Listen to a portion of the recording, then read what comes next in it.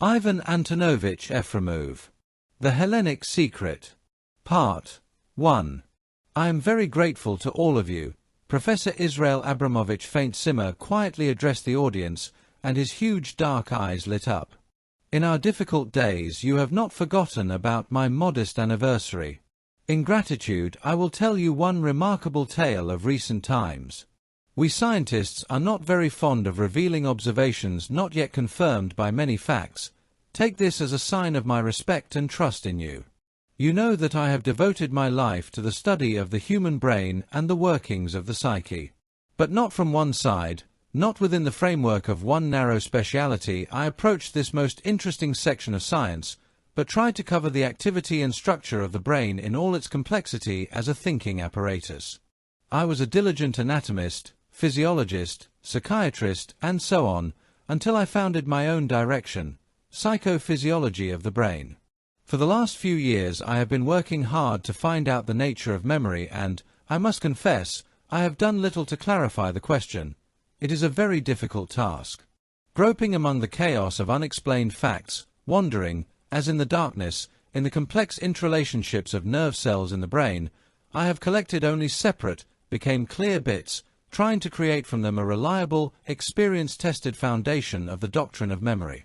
But I do not want to talk about this now, but about the fact that in the meantime I have come across a number of special phenomena, which are still very dark, and I have not even tried to report anything about them in the press. These phenomena I called the memory of generations, or gene memory. I will not give you scientific proofs, but will only say that a number of rather complex unconscious, sometimes quite automatic actions of the nervous mechanism of an animal are transmitted by inheritance. Instincts and complex reflexes cannot, in my opinion, be only in the subcortical, lower, centers of the brain. Here the cortex necessarily takes part, hence the whole mechanism is much more complex than has been hitherto supposed. The simplification of the mechanism of instincts is the biggest mistake of modern physiology. But this is not yet memory. Memory stands much higher in the chain of increasingly complex organizations that manage the perception and comprehension of the surrounding world. As it is accepted by modern science, memory is not hereditary, i.e. those imprints of the external world, which the brain stores in itself and accumulates during the whole life of an individual, disappear forever with his death and do not enrich in any way, do not transfer anything to the offspring arising from this individual. The essence of my discovery is that I have found facts proving the transmission of some memory imprints by inheritance from generation to generation. You will pardon me for a long introduction, but the question is so complicated that I must bring you to it prepared, otherwise my extraordinary you without mysticism and devilishness will not explain to yourself in any way. You need not sneer, it is a common to all or to very many a weakness of human nature. Not you are not the first, not you are not the last to consider the fact reliable, but completely inexplicable for you as supernatural. I continue. All of you have noticed, but have not connected with anything the fact that, for example, the beauty of forms, be it architectural, be it terrain of some kind, be it human body and so on, is felt and, in general, equally appreciated by all people of different categories, development and upbringing. And let you analyze this beauty to a relevant specialist. A building to an architect, a landscape to a geographer, a body to an anatomist, the latter will say at once that beauty is perfection in the purpose performed, perfection of expediency, economy of material, durability, strength, speed. I think that the experience of countless generations has given us an unconscious understanding of perfection perceived in the form of beauty, and this concept is imprinted already in memory, that unconscious memory which is inherited from generation to generation. There are other examples of this unconscious memory of generations, but I will not talk about them now.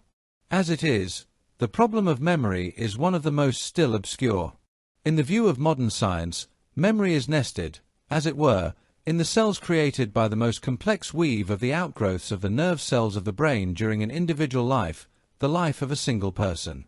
I add that some of these cells, since the nature surrounding us has remained the same in its basic features for hundreds of centuries, have arisen in the same way in all people from generation to generation, and have finally become hereditary.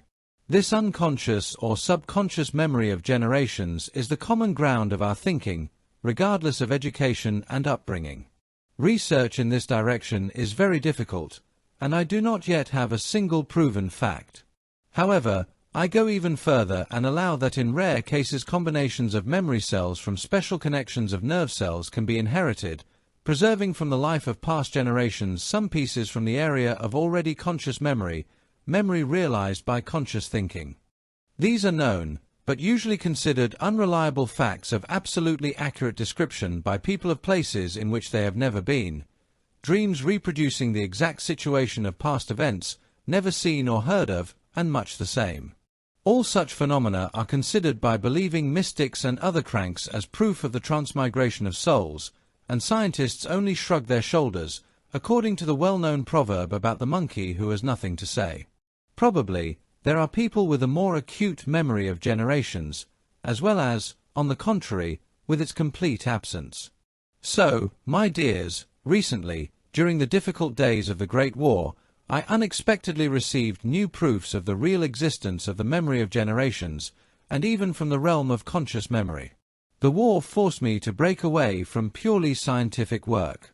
I could not by my nature not take a direct part in the medical work of the Soviet Army and began to work at once in several large hospitals, where numerous contusions, shocks, psychoses and other brain injuries required the application of all my knowledge. I got home only at night. In my flat on Sretensky Boulevard, I usually sat for 2 hours in an armchair in front of a desk, resting and at the same time thinking about ways of curing especially difficult wounded. Sometimes I wrote down important facts or searched the literature for descriptions of similar clinical cases. This pastime became a habit with me. I rarely saw my friends and fellow scientists, late returns home left no time at all, and I do not like telephone conversations very much and use this device only in the most extreme cases. My extraordinary came to me quite unnoticeably on such an ordinary quiet evening. In the silence, broken from time to time by the usual ghastly clanking of the tram, clear thoughts followed one after another. I was thinking of a case of loss of speech in a senior lieutenant who had been concussed by a mine. Just as the future conclusion was beginning to emerge, the telephone rang. I was not expecting the call. In the silence and concentration of the evening it seemed so loud that I quickly yanked the receiver down, wrinkling my nose in annoyance. The doctor's ear noted the agitated tension in the voice, which asked whether it was Professor Fainzimmer's flat. Then the following dialogue took place. "Are you Professor Fainzimmer? Please forgive the late call. I rang 5 times this afternoon until I was told you couldn't come before 11. That's all right. I don't go to bed before 1 o'clock. What can I do for you? You see, Professor Novgorodtsev referred me to you. He said you're the only one who can help me. He also said I'd be an interesting subject for you. So I thought, well, who are you? I'm a lieutenant, wounded, just out of the hospital, and I need to. You need to see me. Tomorrow at 2 o'clock in the first ward of the 2nd Surgical Clinic of the Special Hospital. Ah, you know the address. Well, ask me and they'll show you in." A voice shyly mumbling thanks faded into the receiver. The name of my surgeon friend, who had more than once found very important cases of diseases for me, spoke of an interesting patient. I tried to guess what it might be, then I lit a cigarette and resumed my interrupted train of thought. The special hospital occupied a fine room, and I often used the office of the chief surgeon for important consultations. At 2 o'clock I was walking along the wide corridor of the clinic, along the huge windows, on a soft carpet that perfectly muffled my footsteps. At the end of the corridor, at the last window, stood a man with his arm in a bandage. When I came closer, I saw a handsome, haggard young face. His military uniform with the imprints of recently removed lieutenant's cubes went very well with his trim, slender, athletic figure. The wounded man hurriedly approached me and said, "You are Professor Fainzimmer. I immediately felt that it was you. And I'm the one who called on you yesterday. Very well, let's go." I unlocked the door and led him into the office. "Let's get acquainted, young man." I extended my hand to him, as is my custom. The wounded lieutenant, embarrassed, gave me his left hand, His right hand hung helplessly on a wide bandage of protective color and called himself Victor Leontiev. I offered him a cigarette, but he refused and sat with his chest leaning forward, while the long, flexible fingers of his healthy hand nervously groped the carved decorations of the massive table. I scrutinized his appearance with professional thoroughness. An unquestionably handsome, correct face, with a fine nose, thick clear eyebrows, and small ears. A pleasing lip pattern, dark hair, and dark brown eyes. An impressionable and passionate nature, I thought, and noted the guilty-confused expression on his face, characteristic of very nervous or sick people. While I was looking at him expectantly, he glanced twice into my eyes, now averted them, and made several movements with his throat, as if swallowing something. Vagatonic flashed through my brain.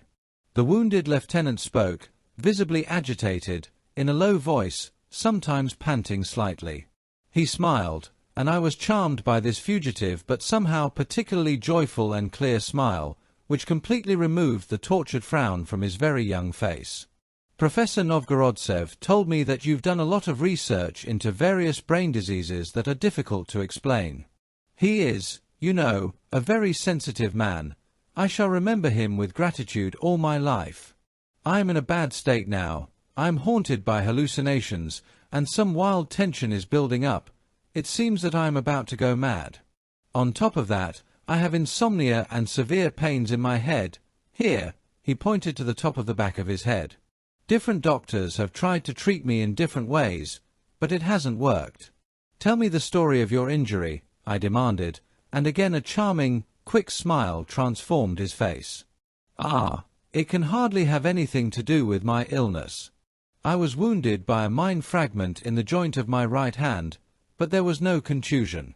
The shrapnel shattered the bone, and they took it out, and then they're going to do a bone graft, but in the meantime my arm's hanging like a whip. So you didn't notice any signs of contusion either when you were wounded or afterwards? No, not at all. And when did you start having this particular mental state? Recently, about a month and a half. Yes, perhaps, in the hospital, where I was lying, along with recovery, I had an increasing feeling of anxiety, then it passed, and now this is what happened. I've been out of the hospital for over 2 months now. Now, tell me why you think your illness came about. What sensations and hallucinations do you experience? The lieutenant was struggling with increasing embarrassment. I hastened to help him by sternly stating that if he wanted my help, he should put as much information in my hands as possible. I am neither a prophet nor a witch doctor, but a scientist who needs a certain factual basis for the solution of any question. Let him not be shy. I have time today, and tell me everything in detail. The wounded man gradually coped with his shyness and began to tell, at first stammering and with effort selecting expressions, but then he got used to my calm attention and told his story even, I would say, with artistic flavor. Before the war, Lieutenant Leontiev had been a sculptor, and I actually remembered seeing some of his works at one of the exhibitions at Kuznetsky. They were mostly small statuettes of athletes, dancers, and children, executed simply, but with that deep knowledge of the nature of movement and the body which is inherent only in genuine talent. The artist himself was a decent athlete, a swimmer. At one of the swimming competitions he met Irina, a girl who struck the artist with the perfect beauty of the body. Love was mutual. Irina, in contrast to many beautiful girls, was simple and sensitive. The lieutenant's eyes shone with a deep inner delight as he talked about his beloved, and I imagined this beautiful young couple very vividly, even with a hint of envy. One must have the heart of a lover and the soul of an artist to speak so vividly, modestly, and briefly about the beloved girl and to convey all the clarity and strength of his love. In short, the lieutenant completely won me over and at the same time charmed me with his Irina. With this love, where harmoniously combined the delight of the artist and the joy of the lover, to Leontiev came an imperious desire to work, to join all people to that beautiful feeling which was created by Irina and him. He decided to make a statue of his beloved and to convey in it all the brilliance of her charm, all the fire of a beating life, and not only to create a cold, honed symbol of a beautiful body, like classical examples. This at first vague desire gradually took shape and grew stronger, until at last the artist was completely seized by his idea. "You understand, Professor," he said, leaning towards me, "in this statue would be not only a service to the world, not only my idea, but also a great gratitude to Irina." And I understood him. The artist's idea took shape very soon. His beloved was not separated from him, but Leontiev could not decide for a long time what material to take for the statue. The ghostly whiteness of marble was not suitable, nor did the sharp swarthiness of bronze suit his idea. Other alloys either deadened the imagination or were short-lived. The artist wanted to preserve the blossoming beauty of his Irina for centuries to come.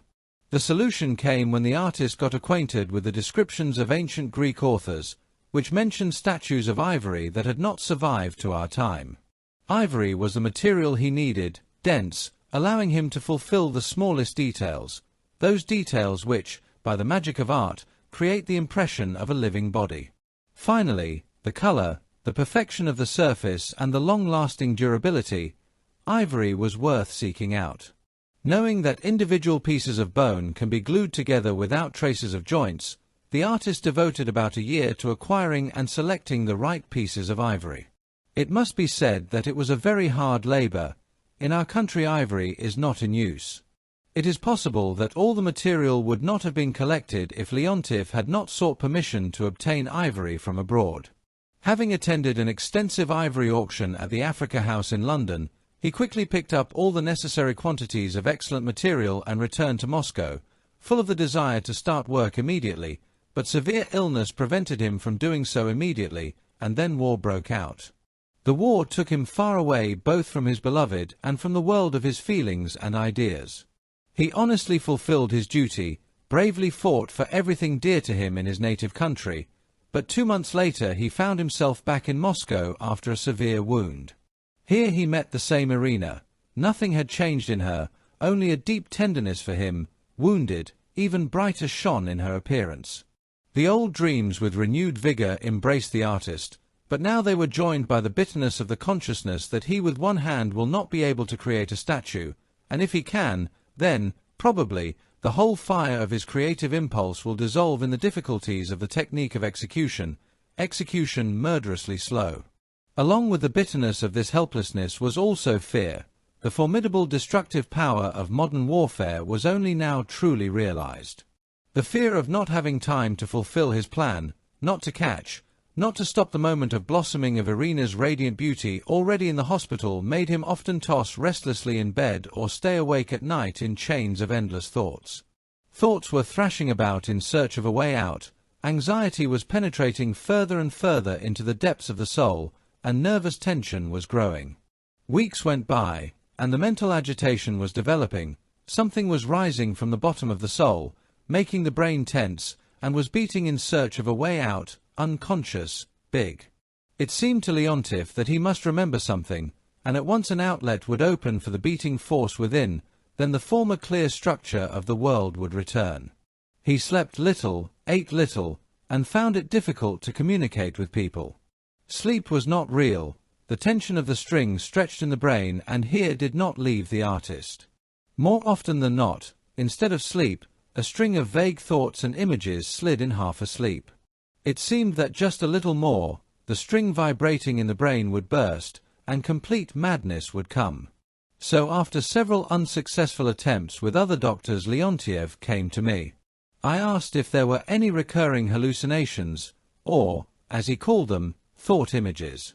The lieutenant only shook his head and said that he had been asked the same question by all the other doctors. So what of it? I objected. We must all have the same reference points, since we are using the same science. But I will ask you the same question in another way. Try to remember, is there anything common in all your visions, some basic, connecting them idea? Leontiev, after thinking for a while, became animated and answered briefly. Yes, certainly. What is it? It seems to me. Ancient Hellas. So you mean to say that all the pictures passing in your mind before you are somehow connected with your ideas about Hellas? Yes, that's correct, Professor. Well, concentrate. Let your thoughts flow quietly and tell me 2 or 3 of your hallucinations, for example. Try to be the most vivid and complete. There are many vivid ones, but no complete ones, Professor. That's the thing, any vision for me gradually dissolves into a fog, slips away and breaks off. It is very important, what you said, but I will talk about it later, but now I need examples of your thought images. Here is one particularly vivid one, the shore of a calm sea in bright sunshine. Topaz waves slowly run over the greenish sand, and their tops almost reach the edge of a small grove of dark green trees with thick and wide crowns. To the left, the low coastal plain widens out into the bluish distance, in which the outlines of many small buildings vaguely loom. To the right of the grove a high rocky slope rises steeply. On it, winding up, rises a road, and the same road can be felt behind the trees of the grove. Behind it the lieutenant stopped talking and looked at me with the same guilty expression. You see, that's all I can tell you, Professor. Very well, but, firstly, how do you know it's Hellas, and secondly, aren't visions like the one you've just told me similar to artists' paintings of Hellas and its imaginary life? I cannot say why I know it is Hellas, but I know it firmly. And none of these visions is a reflection of the paintings I have seen on the themes of ancient Greek life. And there are similarities in the details, some similar and some dissimilar to the ideas common to all of us, formed by our favorite works of fiction. Well, I won't bore you any more today. Tell me some other thought image of your hallucinations, and that's enough. There's that stony, high slope again, blazing with heat. A narrow road rises up it, strewn with hot white dust. A blinding light in the shimmering haze of heated air. High up on the rib of the slope, trees stand out, and behind them stands a white building, encompassed by a belt of slender columns, as if erecting proudly above the steepness of the cliff. And nothing else. The lieutenant's tales gave me not a single crack in the wall of the unknown to cling to with thought. I said goodbye to my new patient with no sense of confidence that I could really help him, and promised to call him in 2 days, after thinking over what he had reported. For the next 2 days I was very busy, and whether because of brain fatigue or because the conclusion was not yet ripe, I had no judgment about Leontiev's illness. However, the appointed time ran out, and in the evening I took up the receiver of the telephone with a feeling of guilt. Leontiev was at home, and I was disappointed to hear the hopefulness in the tone of his question. I said that I couldn't think properly about it in a heap of other things, so I would call him in a few more days, and asked him if he had seen anything else. Of course, a great deal, Professor, Leontiev replied. I asked him to transmit immediately on the phone the most vivid vision. And this is what he told me. High above the sea is a large white building, and it seems that its portico with 6 tall columns dangerously advanced forward over the cliff. White colonnades run off to the sides of the portico, half hidden by the bright green of the trees. A wide white staircase leads up to the portico, framed by a parapet of marble blocks fitted with geometric precision. The upper edge of the parapet is gently rounded, and beneath it run clear bas-reliefs of moving nude figures. On each ledge is a wide platform planted with cypress trees, and on it statues. I cannot make out these statues. My eyes are cut by the glare of the dazzling sun on the marble steps. The sharp shadows of the trees cross the platform. When I had finished speaking, I leaned back in my chair, reflecting, and thought for a long time about the strange case before me. It is not necessary to pass on to you all my attempts to solve the problem. They are as uninteresting as the ordinary chain of facts of our daily existence, uninteresting until something vivid happens that suddenly changes everything. The bright thing happened. The current of thought closed with a momentary flash, in which came the realization that the fragments seen by the artist in his delirious pictures were pieces of one whole in its gradual development. And if this was so, then, had I met with an example of the memory of generations, preserved and emerging from the ages in this very man? All captured by my assumption, I continued to string the known facts on the suddenly appeared thread. Leontiev complained of pains in the upper part of the occiput, and it was there, according to my ideas, in the posterior regions of the large hemispheres, that the most ancient connections, memory cells, nestle. Apparently, under the influence of enormous mental tension from the bowels of the brain began to emerge ancient imprints, hidden under all the richness of memory of his personal life. And his obsessive sense of effort to remember something was no doubt an echo of the subconscious sliding of thought over the unexpressed imprints of memory. As a painter, his visual memory was unusually strongly developed, hence the manifested bits were reflected in his thinking in the form of pictures.